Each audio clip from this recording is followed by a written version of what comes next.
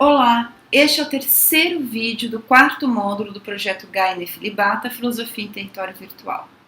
Neste terceiro vídeo, o professor Daniel continua suas análises sobre o tema deste quarto módulo, Corpo e Utopia, a partir de uma perspectiva fenomenológica, tomando agora como eixo da discussão a questão da espacialidade do corpo físico, da sua implacável utopia, e tenta mostrar que a especialidade do corpo físico é uma forma derivada do homem se posicionar no mundo, vivida desde a experiência originária do corpo próprio como existir junto ao mundo.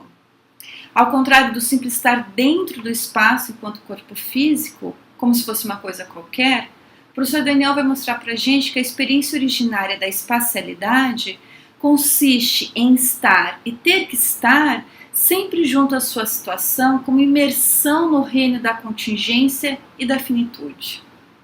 Desse modo, nós veremos como a especialidade vivida revela a precariedade da vida humana no seu sentido fundamental. Espero que vocês gostem desse terceiro vídeo. Não deixem de seguir nossas redes sociais, o nosso Instagram, Twitter, se inscrever no nosso canal no YouTube e com a palavra do professor Daniel Rodrigues Ramos.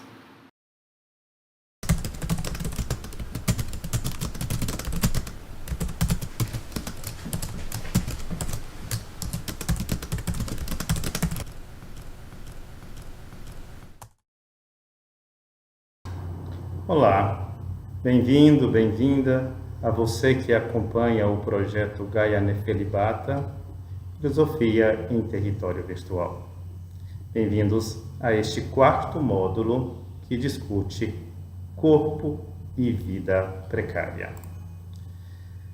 O propósito deste módulo, portanto, é perguntar pelo sentido da precariedade, relacionando-a com a experiência que fazemos do nosso corpo, a corporeidade. Para tanto, neste vídeo e no precedente, estabelecemos uma pergunta, que é como entender a precariedade enquanto um fenômeno constituinte da presença encarnada do ser humano no mundo. Delimitando o tema da nossa reflexão, escolhemos o título para este módulo, presente módulo, e o módulo anterior, a utopia do corpo físico e a precariedade da vida humana. No vídeo anterior, apontamos para a necessidade de dar uma resposta a esta pergunta que acabamos de elaborar a partir de uma captação do fenômeno da corporalidade e correlativamente do fenômeno da precariedade a partir de uma evidência, isto é, captá-los em carne e osso. Ao mesmo tempo, acenamos para a ambiguidade da experiência que todo ser humano faz do corpo, isto é, que podemos captá-lo de um modo como um objeto físico ou podemos também captá-lo de um modo mais vívido, isto é, em carne e osso, e que chamamos essa experiência de corpo próprio. Então, temos uma camada mais superficial, que aponta para a experiência do corpo enquanto corpo físico, e uma camada mais fundamental, em que a experiência de vivenciar o próprio corpo, que estamos chamando por isso como corpo próprio. Ao mesmo tempo, colocamos a questão da precariedade e lembramos que é necessário pensar a precariedade não somente como uma suscetibilidade do corpo físico, mas como um fenômeno que está inserido no interior desta ambiguidade. Neste sentido, a precariedade pertence como um fenômeno constituinte à experiência do corpo próprio, ao mesmo tempo que pertence ao conflito que às vezes se estabelece entre vivenciar o próprio corpo como se fosse um objeto físico. Ao final, retomando algumas palavras do texto que nos serve de inspiração para esta reflexão, o texto O Corpo Utópico de Michel Foucault, nós definimos o tema da espacialidade como o eixo para pensar a precariedade da vida humana. Recordando as palavras de Foucault, com as quais resumimos e chegamos ao final da reflexão no vídeo anterior. Cito um pequeno trecho do referido escrito. Meu corpo é o contrário de uma utopia, que jamais encontra sobre outro céu um lugar. Ele é um lugar absoluto, um pequeno fragmento de espaço com o qual, no sentido estrito, faço corpo. Meu corpo, utopia implacável. Meu corpo é o lugar sem recurso ao qual estou condenado. Pode bem ser que a utopia primeira, a mais inextirpável no coração dos homens, consista precisamente na utopia de um corpo incorporal. Para compreender a espacialidade do corpo próprio, neste vídeo vamos partir de uma ficção. Inspirados no texto que acabamos de ler, nosso ponto de partida é uma utopia do corpo a respeito de si mesmo. Dizendo com Foucault, é uma suposição. Qual é esta suposição? É como se eu pudesse viver o meu próprio corpo a partir de uma familiaridade gasta. Isso é uma percepção defasada que geralmente nós vivemos e com a qual nós vivemos e percebemos as coisas cotidianas. Porém, não se trata aqui de uma utopia que delineia um lugar fora de todos os lugares, por exemplo, quando nós imaginamos um país de fadas, um país de doentes, um país dos gênios, dos mágicos, isto é, situações fictícias, dizendo com Foucault, para as quais os corpos se transportam tão rapidamente quanto a luz. Ao contrário desse tipo de utopia, existe um modo de criar um lugar fora de todos os lugares, concebendo um mundo bastante objetivo, o qual nós tomamos diariamente por real. Estamos tratando, então, de um tipo particular de utopia. Aquele tipo que transforma todos os lugares em um espaço vazio e homogêneo e faz de cada lugar específico um ponto dentro de um espaço vazio. Trata-se de uma ficção que cria o espaço objetivo com parâmetros específicos de medição e de determinação da posição de um corpo qualquer dentro dele, a partir de eixo de coordenadas que são arbitrariamente definidas. Neste espaço objetivo, já é bom lembrar que a posição de um corpo, inclusive do corpo humano, é sempre relativa. Isto é, meu corpo, ele não está só dentro do espaço, como também jamais apresentará uma espacialidade absoluta. Isto é, meu lugar, meu aqui no espaço, não nasce, segundo esta ficção, na produção, na experiência que cria essa ficção, o meu espaço, o meu lugar, ele não nasce de uma experiência de só ver e me aprender situado no mundo, absolutamente a partir de mim. Mas essa espacialidade é tomada como um ponto de intersecção de coordenadas a partir do qual se define a minha relatividade do meu corpo aos objetos.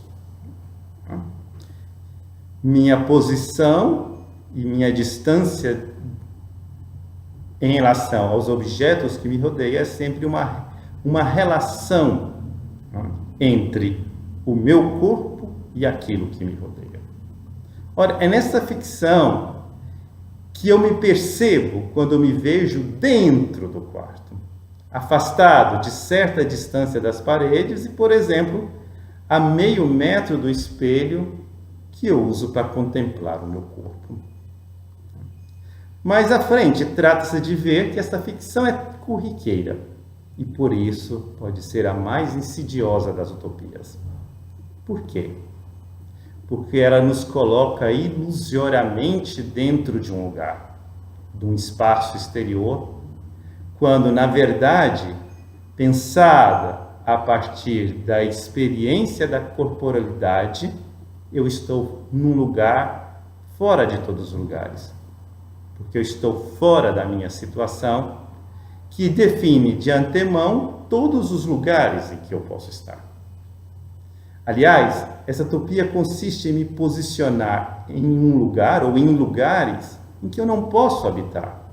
E não posso, consequentemente, abrir em torno a mim um campo vivido e visível de ação, um campo de familiaridade, no qual eu alcanço as coisas e me movimento.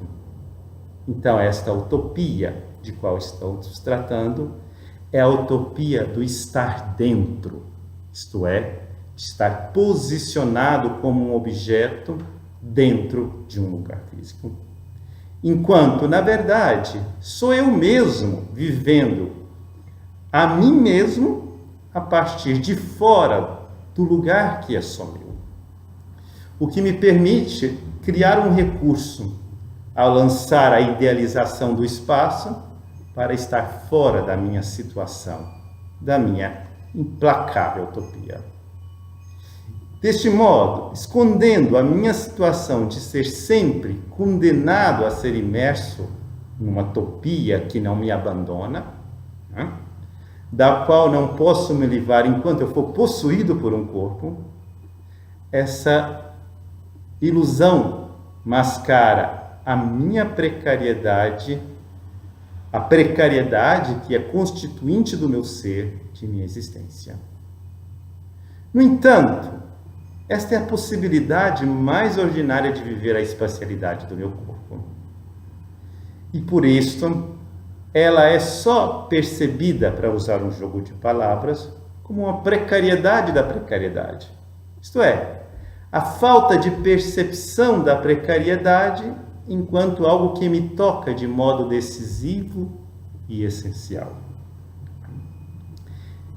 Então, este modo de perceber-se como dentro do mundo só aponta para uma precariedade da precariedade, assim vamos chamar. Não é uma precariedade ainda fundamental. É apenas uma deficiência na percepção da precariedade no seu sentido fundamental. Isto é, enquanto algo que me toca, que me define o meu ser, a minha encarnação, de um modo essencial e decisivo. E é justamente este fenômeno da precariedade que tantas vezes aparece, senão como uma susceptibilidade ou uma vicissitude da vida biológica e da vida comum. Em todo caso, vivendo essa utopia, pela qual eu creio ter uma posição calculada, matematicamente, objetivamente pontuada no espaço objetivo, eu só posso olhar meu corpo de fora. Isto que é, eu só posso dar a mim mesmo o sentido de minha encarnação através da percepção externa. Claro que aqui não estamos compreendendo a percepção de um modo originário. Estamos já tomando-a de um modo ingênuo, desde a perspectiva teorética, naturalista, perdendo de vista a visão unitária e interna do corpo, que nós tratamos no vídeo anterior. Nesta condição de poder olhar para o meu corpo só de fora, a partir de uma percepção externa, meu corpo se torna umas sucessões de aparições para mim mesmo. Isso é, uma série de manifestações que se seguem uma a outra, à medida que deslizo os meus olhos de parte a parte, de membro a membro, percorrendo toda a sua extensão. Entretanto, nisso meu corpo se mostra como um objeto estranho. Ele reluta a dar-se a mim mesmo, visto que esconde lados e mais lados que eu não posso ver. Não posso ver, por exemplo, minhas costas, quando olho exteriormente. E se não posso ver, tento tocar estes lados, apalpar-me. Mas o toque é apenas um convite para o olhar. Então, posso usar um recurso do espelho e torço e retorço diante dele. Mas mesmo assim, meu corpo continua possuindo uma porção de faces reclusas, de interioridades de orifícios e cavidades que, se não se manifestam na série de aparições que constitui a base da percepção interna. Meu corpo, então, comporta-se do mesmo modo que um objeto físico diante da percepção interna. Isso é, um objeto cujas faces não vejo plenamente na primeira aproximação do olhar, mas do qual eu posso ter um preenchimento da apreensão, isto é, posso chegar a uma percepção total na medida que circundo este objeto. Mas aqui apareceu uma grande diferença. Eu não posso circundar meu corpo. Não posso fazer dele um objeto que se doa plenamente à percepção externa. Isto é, não chego a um total preenchimento da apreensão do meu corpo por meio deste ato. Pela percepção interna, ao contrário, o meu corpo dissimula-se para mim mesmo. Então, pertence ao corpo físico a impossibilidade de uma apreensão total dele.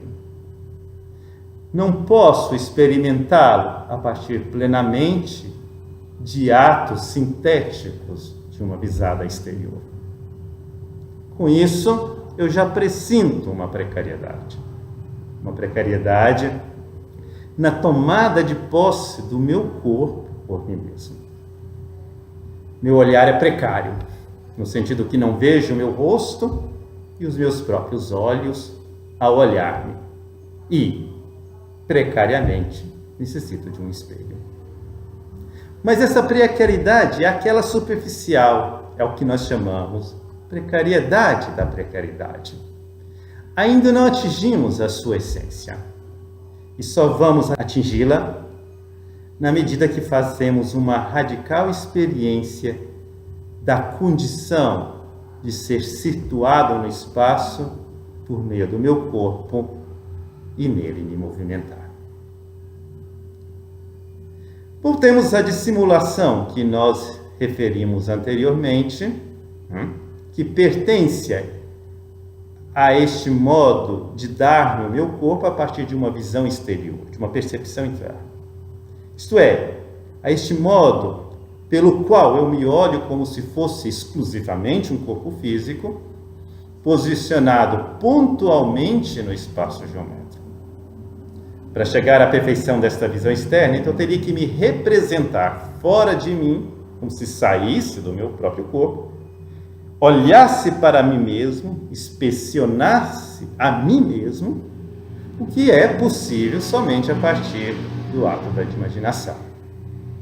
Eu teria que fazer do meu corpo algo incorporal, sair de mim, colocar-me num espaço fictício diante de mim, para olhar o meu próprio corpo como objeto da minha visão. E deste modo, fazer uma imagem. E eu faço, mesmo que não seja de modo pleno, Porque para este corpo fictício que eu crio, eu não posso transportar o meu corpo vivido. O meu corpo, enquanto corpo vivido, ele permanece de modo inelutável situado aqui e agora. Efetivamente, eu não posso negar que posso olhar meu corpo de fora, observá-lo de lá e não a partir do meu aqui e agora. Eu posso sim presentificá-lo a partir de uma visão externa, isto é, fazendo presente para mim mesmo a imagem, fazendo-o aparecer diante de mim no seu puro aspecto físico e por mim mesmo, isto é, a partir de uma representação que nasce de mim, isto é, posso fazê-lo como um objeto. Sintetizando, posso fazê-lo como um objeto. E é o que faço pela percepção externa, na medida que faço dele uma imagem, no sentido que o represento. Isto é, representar é fazer presente uma outra vez e segundo um sentido predeterminado que eu, enquanto eu observador externo, tomo a mim mesmo. Isto é, sobre o sentido de um corpo físico. E fazendo a minha concretude corporal torna-se um objeto físico que ocupa um lugar no espaço e, deste modo, submetido às leis físicas, será um objeto, meu corpo é um objeto que não, enquanto estiver ocupando um espaço, um ponto deste espaço, este mesmo espaço não poderá ser ocupado por um objeto. Então, a ilusão fundada nesta visão exterior é que ela é a única possibilidade e a mais fundamental de perceber o corpo, que não fosse um modo absoluto de ver o corpo a partir do meu aqui e agora, mas é sempre a partir de um lá, negando com isto a duplicidade entre a percepção externa do corpo e aquele perceber-se como vida em fluxo, um fluxo que tem a sua unidade, a partir do qual o corpo se faz presente a si mesmo como corpo próprio, portanto, não representado.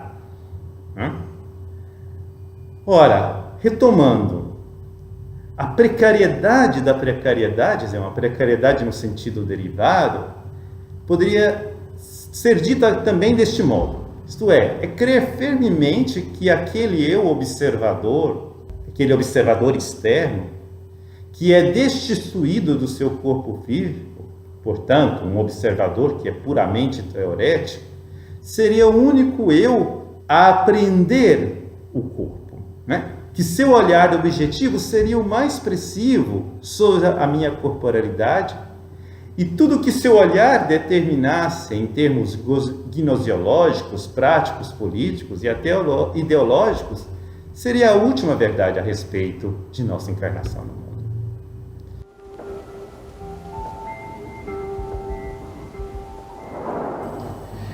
Resumindo tudo o que dissemos até o presente momento, poderemos dizer o seguinte: de um lado, subsiste a possibilidade de um eu, aquele eu observador externo, o eu teorético, sem o corpo próprio.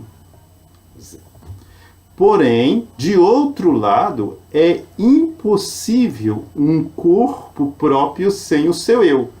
Mas aqui já não se trata daquele eu observador externo ou teorético, mas sim aquele eu, que habita o corpo.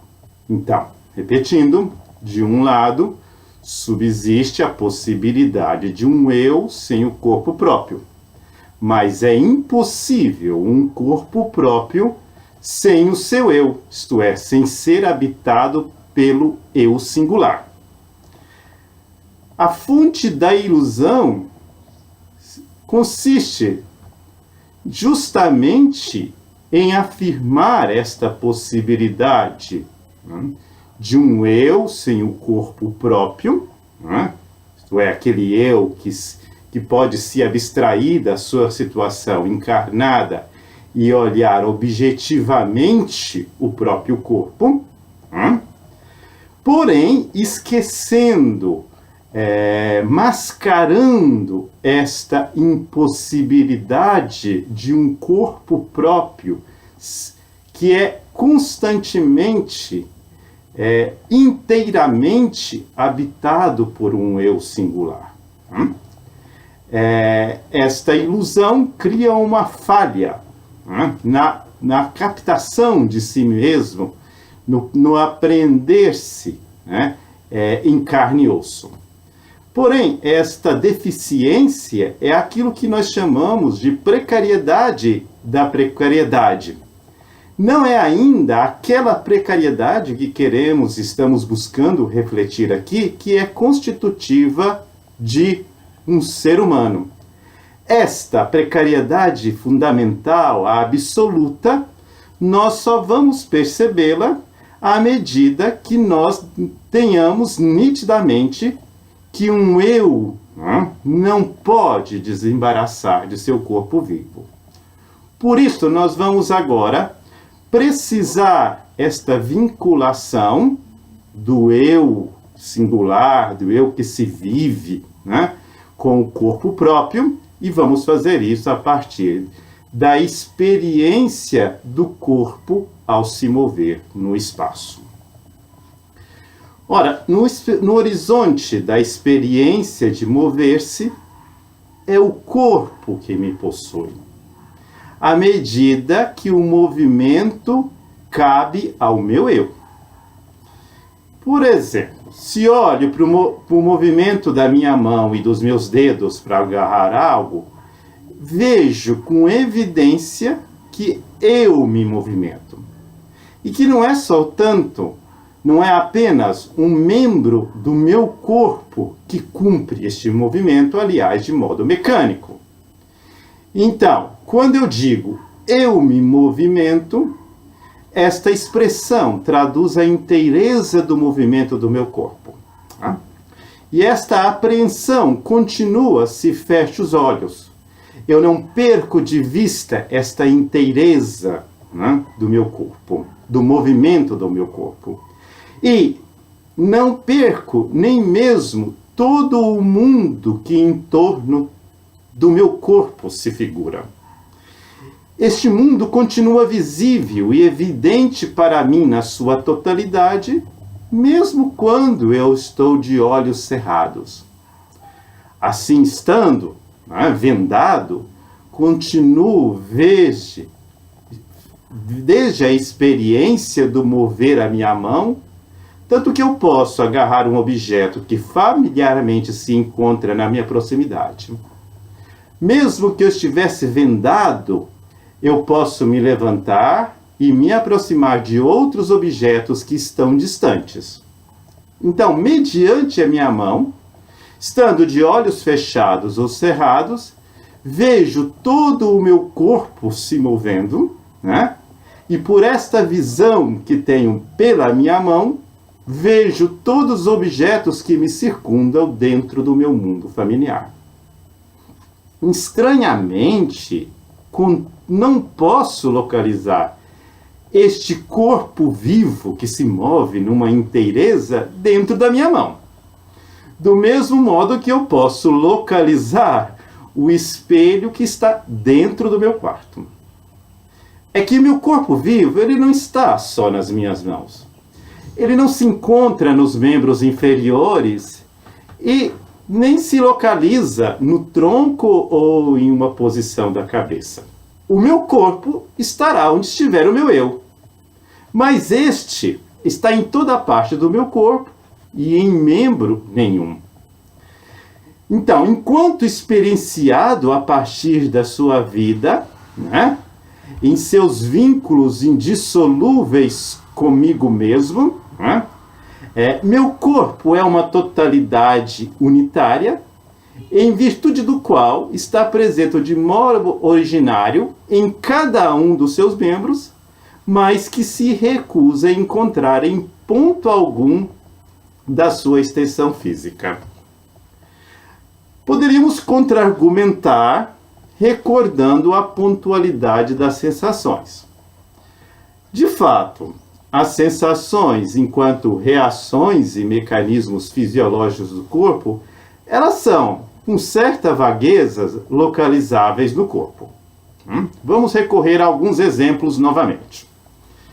Quando um outro me chama a atenção para ele, por exemplo, um amigo, tocando-me as costas, eu sei o ponto que ele tocou, o ponto da pressão da sua mão nas minhas costas. A reação inflamatória que é causada pela picada de um mosquito, mediante o edema, mediante aquela cor avermelhada da pele, pode ser localizado na face dorsal da minha mão, e a área do prurido pode ser até relativamente delimitada. Inclusive, por meio do sinal da lesão, pode-se localizar o ponto exato da picada. Porém, se eu pergunto pela vivência da pressão, ou no segundo exemplo, pela vivência de ser lesionado pela picada do mosquito, é impossível pontuar a sua localização. Pois esta localização, que pode ser determinada mais ou menos uma hora com maior vagueza, hora com menos vagueza, esta vivência não pertence ao corpo físico, mas sim pertence ao eu encarnado.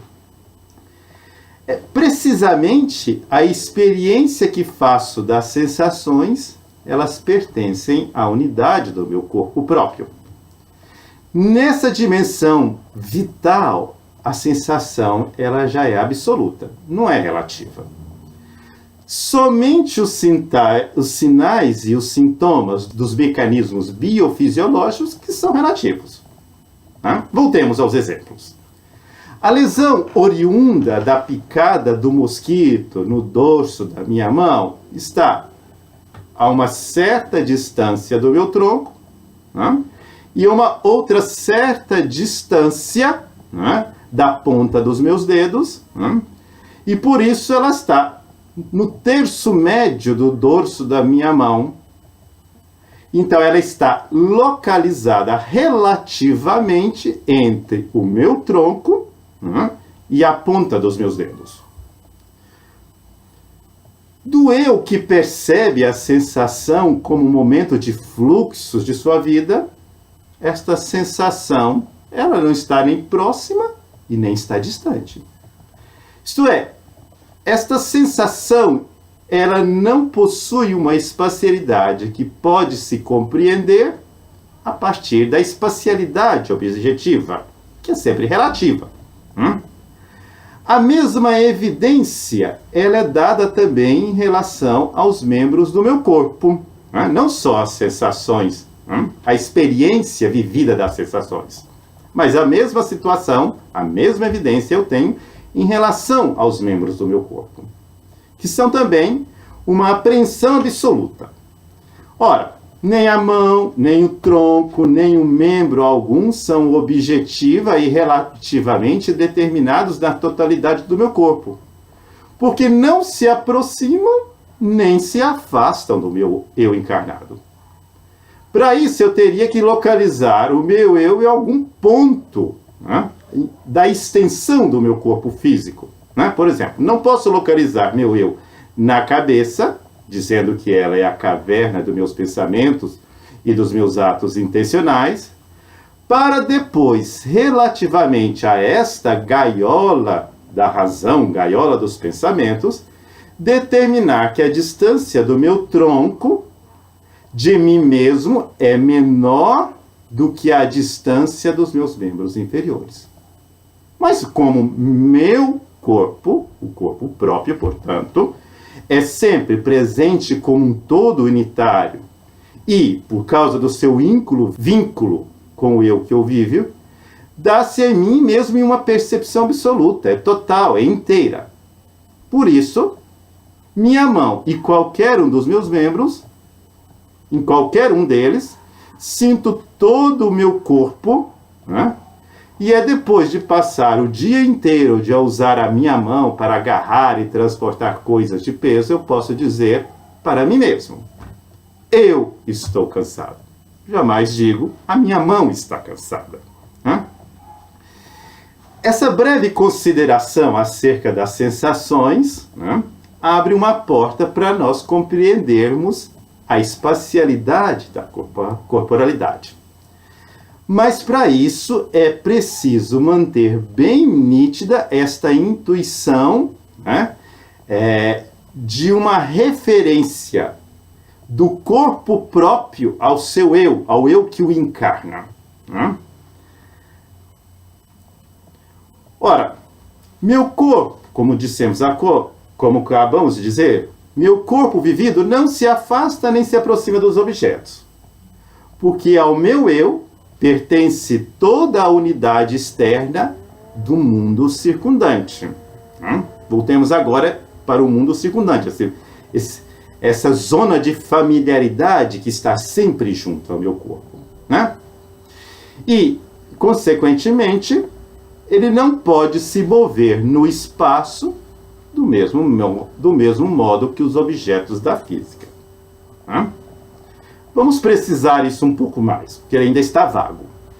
Ora, se eu dou, a todo passo que eu dou, todo o meu mundo se move, no sentido que a cada movimento do corpo, o espaço configura e se reconfigura continuamente. E por isso aparecem facetas e recônditos do mundo que eu já tinha previamente na sua totalidade, mas que eu não via de um modo mais preciso e específico antes de me mover, antes de dar os passos. Né? Ao me mover, então, o velho mundo da minha familiaridade, aquele mundo que eu já habito sempre como um todo, né? Ao me mover a cada passo meu, esse velho mundo surge com uma nova faceta. Ora, isto por quê? Porque onde eu vou, eu levo comigo a totalidade do meu corpo próprio. Eu não passo simplesmente de um ponto objetivo para um outro ponto também objetivo de um espaço homogêneo. Eu não vou aqui de um aqui neutro para um lá neutro. Esse é o movimento adequado aos objetos. Né? Mas por que eu não posso libertar meu eu do corpo próprio, né?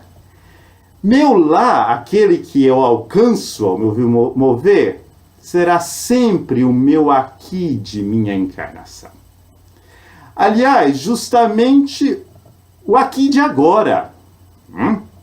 Porém, este aqui em torno do qual os objetos se reagruparão, né, em outras relatividades espaciais, dando nova figura ao meu mundo. Então, quando eu me movi daquela sala onde eu estava, né, para a minha biblioteca, eu trouxe comigo, eu sempre permaneci, melhor dizendo, no aqui da minha situação familiar, restritamente dizendo, da minha casa. Né? Mas essa permanência viva no meu aqui, né, e agora, não significa testar uma fixidez. Ao contrário, estar sempre preso no meu aqui, inserido no meu aqui.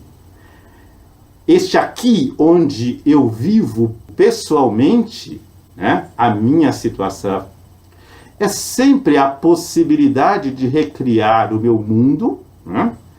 É esta condição, a possibilidade para que os objetos se figurem no meu mundo e apareçam em infindas reagrupações espaciais. Deste modo, o meu movimento não tem o sentido, fundamentalmente dizendo, de carregar comigo a massa corporal, né, atravessando o vazio do espaço e posicionando-me em outro ponto, aproximando-me de alguns objetos e afastando de outro. Reforçando tudo isto com uma citação de Merleau-Ponty que eu tiro da sua obra Fenomenologia da Percepção. Abre aspas, não é nunca o nosso corpo objetivo que movemos, mas nosso corpo fenomenal, e isso sem mistério, porque já era nosso corpo, enquanto potência de tais e tais regiões do mundo, que se levantava em direção aos objetos a pegar e que os percebia. Fecha aspas.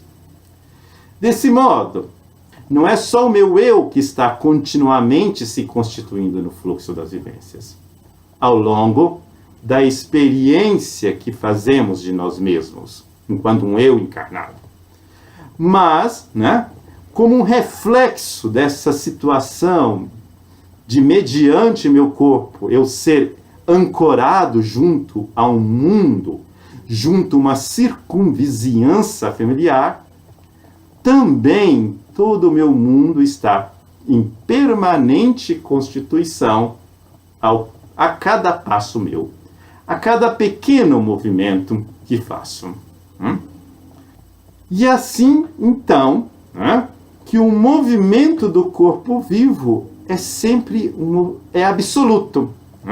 Em cada momento, a cada passo, o corpo vivo é totalmente presente junto à totalidade de sua situação.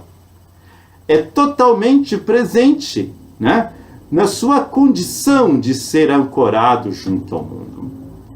Dizendo assim, de um modo fundamental, porém agora se inspirando nos termos da fenomenologia heideggeriana, poderíamos dizer, é a existência humana mesmo que se move, levando consigo o mundo como aquilo que essencialmente lhe pertence. É o ser no mundo por inteiro que se move. E sendo o mundo o fundo de manifestação dos entes que vem ao encontro do homem, a cada passo meu, este mundo altera as relações de distância entre os objetos que estão dentro do mundo. Mas o mundo mesmo, ele sempre continua junto a mim. Ele é o próximo, mais próximo do meu corpo. Por tudo isso, então, seria inexato dizer que os objetos seriam, de fato, mais ou menos próximos de mim. A não ser que eu recaia na ficção cotidiana do corpo próprio, esta ficção que teima reintroduzir o corpo como um objeto dentro do mundo. E aí, colocando ele dentro do mundo, eu estabeleço relatividades espaciais entre o meu corpo objeto e um objeto que está perto de mim ou longe de mim. Esta teimosia equivale a fazer utopicamente do corpo algo que está no espaço, mascarando a sua verdade. Ao invés desta utopia, nós devíamos sempre perceber que o corpo habita o espaço. Porque o corpo é uma presença que já tem consigo o seu mundo. Então, a partir dessa típica espacialidade e movimento do corpo próprio, que nós acenamos muito rapidamente, alguns poucos traços, vemos que o meu corpo é o marco zero de uma orientação.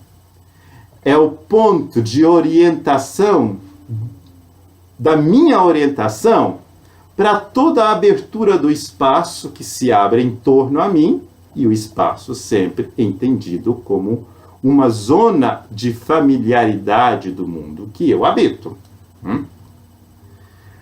Então, a cada vez que meu corpo, na sua movimentação absoluta, adquire um determinado aqui, um onde da minha situação vivida, todo o contexto circundante vai junto comigo e, maravilhosamente, configura-se em múltiplas possibilidades. Contudo, este marco zero de orientação, que é meu corpo, né? Isto é, esse ponto a partir do qual meu corpo próprio se liga em fio intencionais a todas as coisas que estão dentro do espaço, ele não pode ser determinado com uma exatidão geométrica, nem mesmo em algum membro do meu corpo, né, no espaço eterno, a partir do qual, né, esse ponto zero, eu poderia estabelecer relações objetivas de proximidade e afastamento. Também eu não posso dizer que os objetos estão em certa distância objetiva de mim mesmo, né? Da minha mesmidade. Né? Outro exemplo, né? O objeto que está distante e que a minha mão não pode agarrar, ele não está tão longe e também não está tão perto, né, do meu eu quanto o espelho a meio metro do corpo físico que eu posso tocar com o dedo. Né? Este ponto zero, ele está presente só no meu corpo vívido, e aliás de um modo absoluto. Tudo está fora. É somente em relação à ficção de mirar meu corpo somente como físico que os objetos podem se justaporem ao meu corpo, se aproximarem, se afastarem e se aproximando, ficarem colados com a minha pele, né? E então dizer que houve uma aniquilação da distância relativa entre o ponto preenchido pelo meu corpo físico e o ponto ocupado pelo objeto. Né? Por exemplo, quando a minha mão agarra o objeto e o comprimo entre os dedos. Né? Então, dizer que a distância seria nula, né? Isso seria só possível se eu considero o meu corpo como um corpo físico. Mas, enquanto corpo vivido, né, o objeto, por mais que ele esteja esmagado entre os meus dedos, ele não está perto e não está longe. Voltemos, então, mas o que é importante agora é voltar a entender melhor o sentido desse marco zero da minha orientação, que é meu corpo. Ora, o corpo próprio é o ponto de onde eu me transcendo para as coisas que me rodeiam. E me ancoro a partir de um aqui, que é sempre finitamente determinado, junto ao mundo. Então, desde aqui da minha situação, assentado no insuperável condicionamento do lugar absoluto do meu corpo, vejo o espetáculo do mundo como o meu mundo, em perspectivas e paisagens móveis. Para entender isto, é necessário que meu aqui, repetindo, que não é sempre exagero repetir, que o meu aqui não equivale a um ponto de intersecção de coordenadas geométricas. Por exemplo, quando eu digo eu estou aqui, ou quando eu me expresso meu corpo está aqui, eu afirmo que o meu eu está firmemente assentado junto ao mundo, né?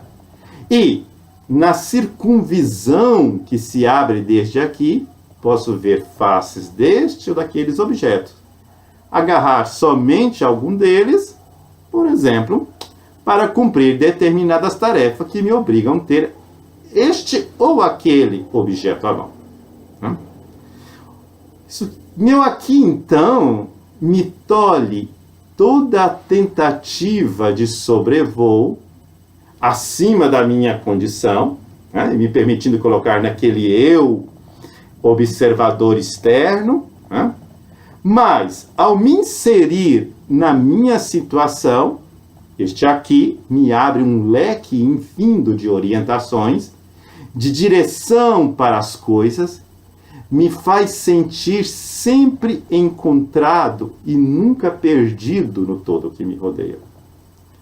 Graças ao corpo, eu nunca estou perdido, por exemplo, nas paisagens de uma cidade desconhecida, que eu visito pela primeira vez como turista, e nem posso andar sem rumo por suas ruas, enquanto eu posso estar perdido e andar sem rumo, né? Quando eu me abstraio da situação e pretendo mover-me na cidade a partir de um mapa cartográfico. Prova disso é que eu, tendo um mapa nas mãos, eu viro, reviro, até encontrar a representação do espaço que equivale à minha orientação situacional, corporal, né, daquele momento. Mesmo que para isso eu precise colocar o mapa cabeça abaixo, por exemplo, tomando por referência um monumento, um prédio que eu visitei, né, e fazer figurar a figuração desse monumento ou deste prédio aparecer do lado de baixo do mapa, né, pois se encontra atrás das minhas costas, podendo assim cumprir a minha tarefa, que é seguir avante. Então, para orientar-me e cumprir minhas tarefas cotidianas, eu preciso constantemente, e muitas vezes sem refletir, conduzir toda a representação do espaço em coordenadas para dentro da minha orientação corporal. Eu preciso constantemente subsumir a orientação abstrata do espaço físico, né, para subsumi-la na minha orientação vivida, corporal. Preciso devolvê-la para a sua fonte, atualizando aquele marco zero das minhas remissões aos objetos que comparecem dentro do mundo, que meu corpo doa a mim mesmo, né? Aqui, desse modo, o aqui então não me prende, não me fixa na estabilidade, mas sempre me abre a possibilidade de me movimentar, de ir para lá, de ir para cá, de voltar para trás, de alcançar e deixar para trás, de configurar permanentemente as zonas da familiaridade do meu mundo e, em síntese, de me transcender.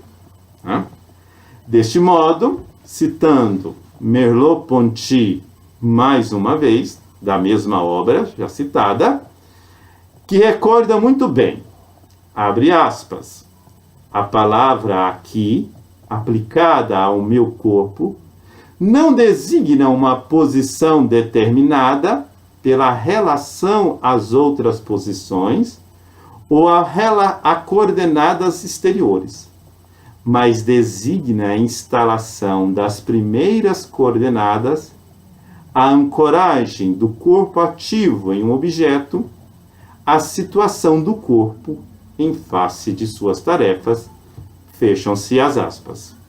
Concluindo então, o meu aqui é o ponto de partida dos fios intencionais que me vinculam ao mundo, que trançam a minha existência ao espaço vivido, que me enreda de um modo e me orienta, né, no espaço vivido, a partir das quais são plenos de sentido noções como longe e perto, próximo e distante, alto e baixo, dentro de e fora. Se eu tomo essas noções simplesmente como a partir de padrões métricos, a partir de distâncias relativas, todas essas noções vão ser vagas de sentido. Elas só terão evidência na medida que eu as devolvo, né, para o meu aqui, para a minha experiência vivida do espaço, porque é neste aqui que se encontra as primeiríssimas orientações que dão significado a estas categorias e essas medições que constantemente nós usamos e nos referimos. Dito tudo isso, vamos então voltar ao espaço onde estávamos para concluir toda esta reflexão.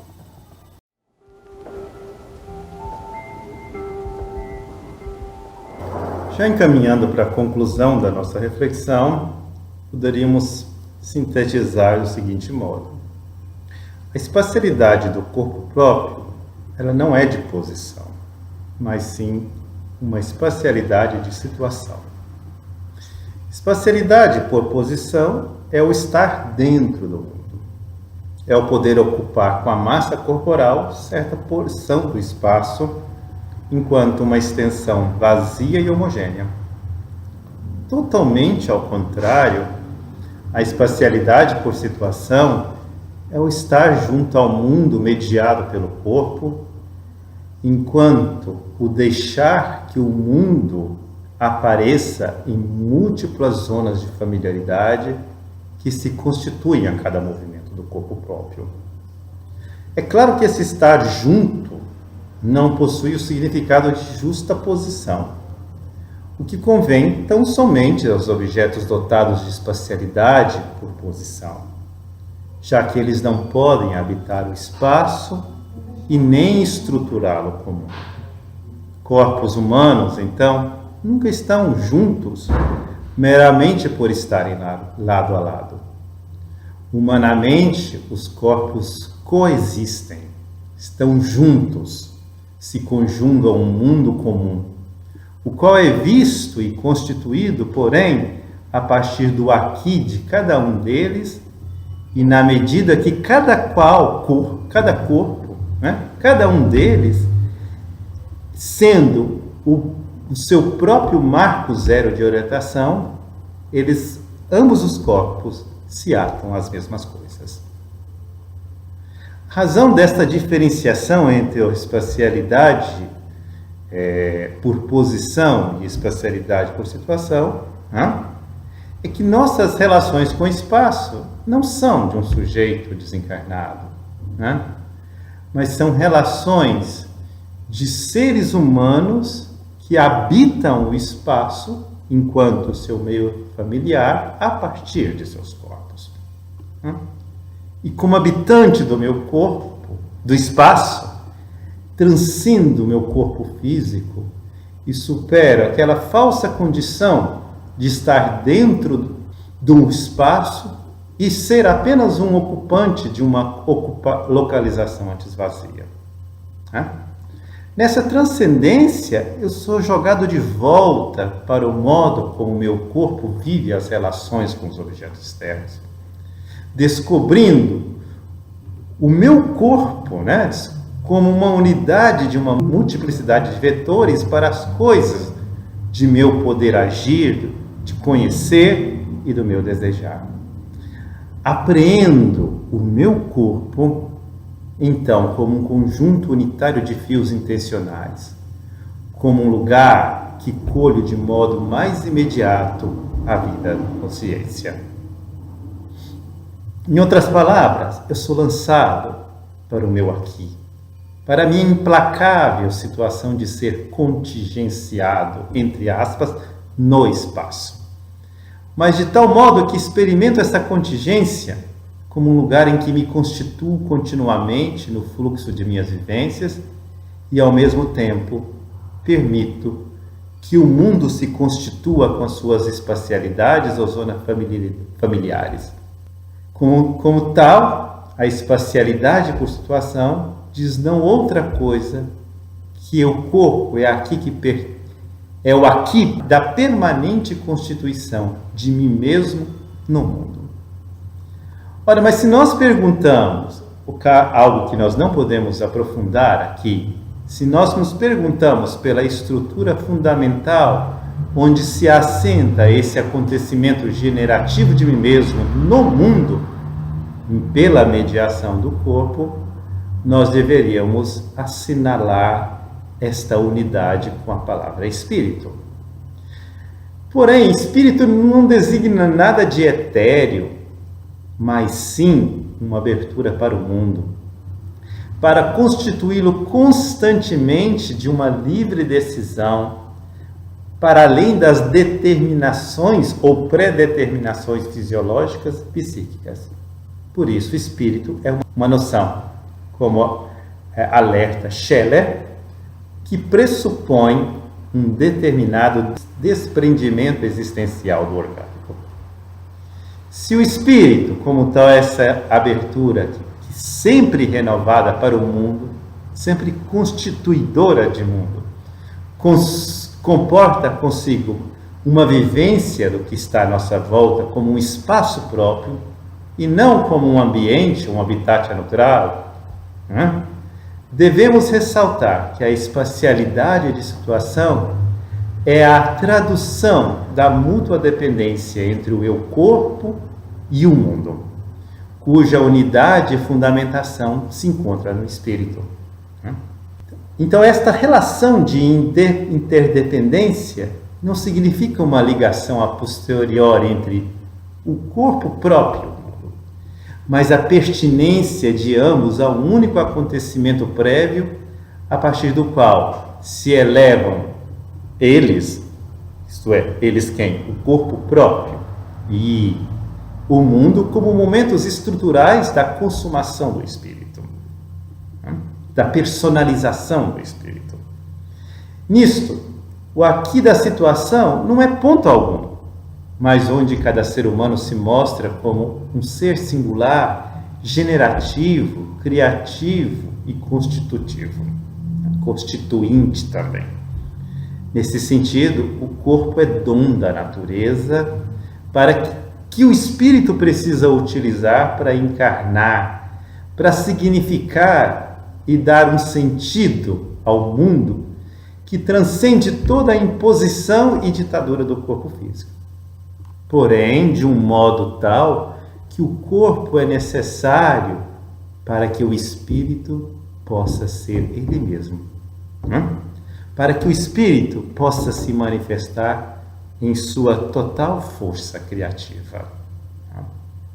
Com isso, nós tocamos o mistério da precariedade de nossa vida humana. Nós atingimos o seu sentido, atingimos a precariedade no seu cérebro. Precisamos da contingência e da finitude de nossa implacável utopia, do acontecimento enigmático da encarnação, para sermos propriamente humanos. Haja vista que o Espírito distingue a nós e nossa existência a partir de tudo mais, de todos os demais viventes, a partir de uma diferença essencial. A partir dessa diferença essencial, diz outra coisa senão que o Espírito é presente no mundo e como mundo, senão como corpo, a partir da mediação do corpo.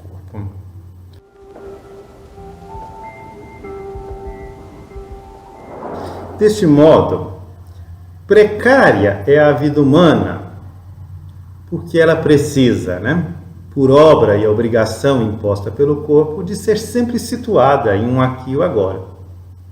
Para que a vida possa ser si mesma, possa ser humana, demasiadamente humana, e possa ser também uma vida partilhada com os outros, possa ser coexistência. Então, a precariedade dos nossos corpos permite que a vida não seja somente humana, mas também coexistência. Toda utopia que nega esta precariedade está fadada a ser atopia ou uma distopia. O que acontece quando o corpo, em um movimento centrípeto, volta para si e se representa como um objeto físico, em vez de considerar o momento vivido centrífugo de abrir-se para o mundo e tender-se para as coisas sempre de um modo renovado e de se fazer em um mundo coexistência. E se então nós precisamos ainda de utopias para viver, elas terão lugar no nosso mundo e significado se for a expressão de uma aspiração por outras topias. Elas só terão lugar se for uma reconciliação com a implacabilidade da existência encarnada. Isto é, terão que nos mover e situar-nos no aqui e agora, a partir do qual o eu se constitui e se constitui também o mundo de um outro modo. As utopias sobrevivem, então, se não negam a precariedade da vida, mas se recriam a vida humana. Isto é, se reassumem o aqui e agora da existência incorporada junto ao mundo, naquilo que é a situação no seu sentido fundamental, lugar da faticidade da existência, da liberdade e da criação de si e do mundo. No entanto, não podemos esquecer que a vida humana é constantemente fuga desta condição encarnada e situada, que o viver humano é quase uma obsessão para livrar-se do corpo e posicionar-se algures em lugares assentados em lugar nenhum, isto é, fora do aqui e do agora da vida vivida na contingência e na finitude da existência incorporada junto ao mundo. Nascem assim as utopias que dão à precariedade um segundo sentido, um sentido que também é positivo. No entanto, ele é derivado, aquele sentido que nós acenamos com precariedade da precariedade. E neste movimento, também a palavra utopia tem um significado impróprio, pois indica aquela representação, novamente recorrendo a Foucault, aquela representação que é feita para apagar os corpos. Nessa direção, temos em vista a precariedade da precariedade, uma compreensão negativa da contingência e finitude da condição impressa em nós mesmos pela nossa existência encarnada. Esta precariedade da precariedade é o que nos permite discursar o precário como mera susceptibilidade orgânica e social. A representação do corpo físico, do corpo como físico, que é, por exemplo, assumida nos diversos discursos científicos e de modo até insidioso nos discursos em prol da defesa, em prol da dignidade humana, em defesa da dignidade da pessoa humana, da diversidade, da singularidade dos corpos, é uma das mais poderosas utopias, enquanto a busca incessante de contornar a utopia inerente à vida dos corpos humanos. Deste modo, quando essa utopia insidiosa se mescla nesses discursos, em vez de proteger o corpo humano, pode expô-lo a mais completa indigência.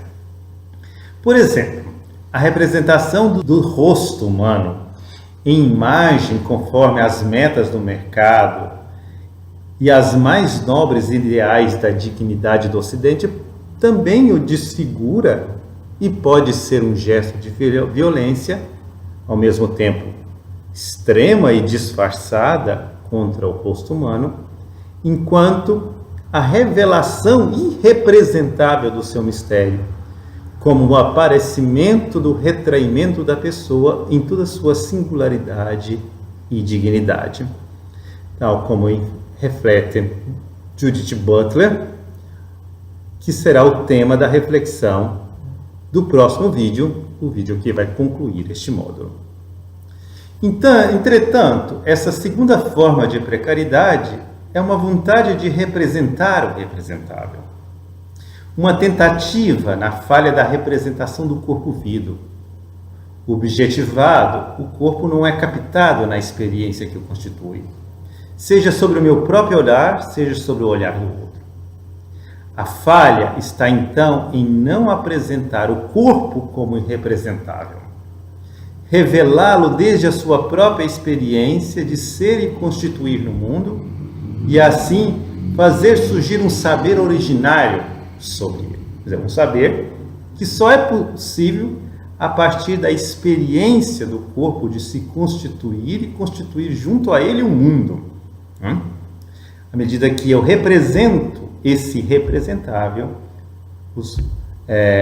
por meio da objetivação, que pretende captar o corpo por meio de uma legalidade relacional, né?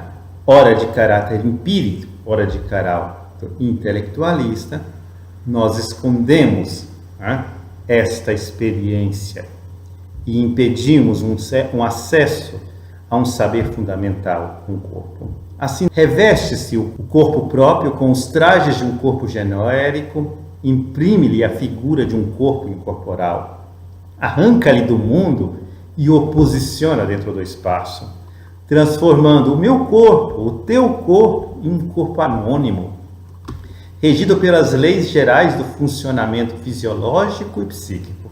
A objetivação, portanto, ela é essencialmente normativa, né?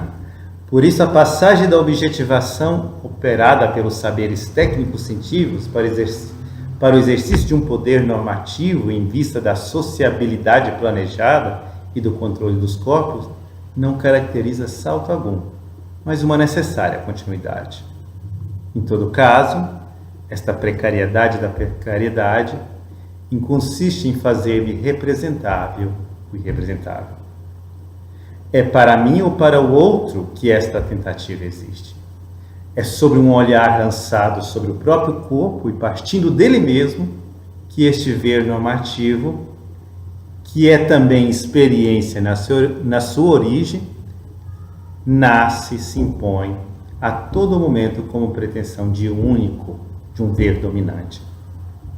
Assim, a objetivação não é só um anseio dominante nos tempos atuais em todos os setores de ação humana. Ela é pré-dominante. Por quê? Porque ela vige a partir de um vínculo vivido. Pois essa objetivação mesma não pode jamais se desembaraçar do corpo próprio, embora ela se apresente como desembaraçada, e nisso consiste a utopia. De outro modo, a vontade de representar o irrepresentável de um ponto de vista essencial não é tão só deficiência, mas também uma via pelo qual o corpo se constitui, claro, de um modo defasado, é uma via pela qual o corpo se constitui ao longo da experiência diária, aquela via responsável para dar ao ser humano um significado de si mesmo e de seu mundo. Então, nós temos aqui um paradoxo. A representação do corpo físico nasce e cresce sobre o solo da experiência do corpo vivo. Mesmo que o representado, isto é, o corpo, nada mais venha a saber algo de essencial sobre a experiência que o constitui. Experiência que é de vida e de morte. A vida deste paradoxo se chama precariedade. Na experiência paradoxal de consumação da vida, se instalam as utopias, uma vez apagando o corpo, outras vezes chamando como um lugar inalienável de realização de outras identidades e de outro mundo.